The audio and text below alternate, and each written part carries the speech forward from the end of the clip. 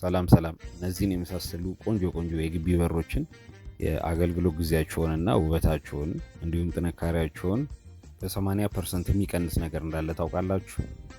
ካላወቃችሁ በአጭሩ ላስረዳችሁ። እነዚህ ሁለት የግቢ በሮችን ለማንሸራተቻ የምንጠቀምበት የሀዲድ አይነቶች ናቸው። አንደኛው 30 በ30 ወይም 40 በ40 ላይ ከላይ በክብ ቶንዲኖ ድፍን ብረት ተደርጎ የሚሰራ ሲሆን ሁለተኛው ደግሞ በአንግል የሚሰራ ነው። የመጀመሪያው 30 በ30 ወይም 40 በ40 በ3 ሚሊ ሚኒመም 3 ሚሊ ቲክነስ ተደርጎ ከላይ ደግሞ ክብ ቶንዲኖ ተደርጎ የሚሰራው እንደምታዩት ሲንሸራተት በጣም ስሙዝ ነው። ክብ ቶንዲኖ በሮለሩ በግራና ቀኝ ሳይድ በጋራ አንድ ላይ እንደማረፉ የበሩ ሎድ ጠቅላላ ሮለሩ ላይ ያን ያህል ተጽዕኖ እንዳያሳደር ያደርገዋል። በዚህ አሰራር ሲሰራ የክብ ቶንዲኗ አቀማመጥ ግን በጣም ፐርፌክት መሆንና ሻርፕ መሆን ይኖርባታል። ሁለተኛው ደግሞ ከበፊትም የሚታወቀው ያው በአንግል የሚሰራው አሰራር ነው ሀዲዱ።